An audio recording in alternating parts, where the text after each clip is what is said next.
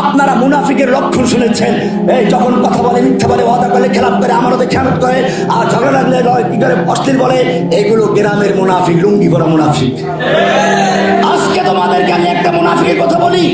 এই মুনাফিকের লক্ষণ হাদিসে না, এই মুনাফিকের নাম দিয়েছেন স্বয়ং আল্লাহ সুবহানাহু ওয়া তাআলা।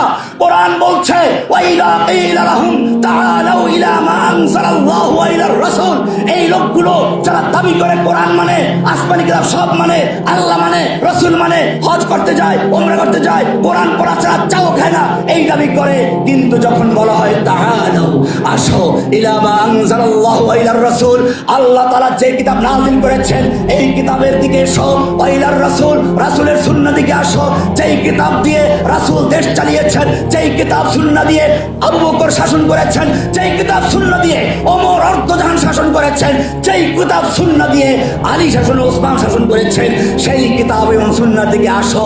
আল্লাহ এবারে বলছেন রাআইতাল মুনাফিকিনা, এটা রহমানের বক্তব্য নয়, আল্লাহ পরিষ্কার বলেছেন রাআইতাল মুনাফিকিনা ইয়াসুদ্দুনা আনকা সুদুদা, আপনি মুনাফিকগুলোকে দেখবেন, ভিআইপি মুনাফিকেরা, এই মুনাফিকগুলোকে দেখবেন ইয়াসুদ্দুনা আনকা সুদুদা, আপনার থেকে আস্তে মাথাটা ঝুঁকিয়ে চলে গেছে।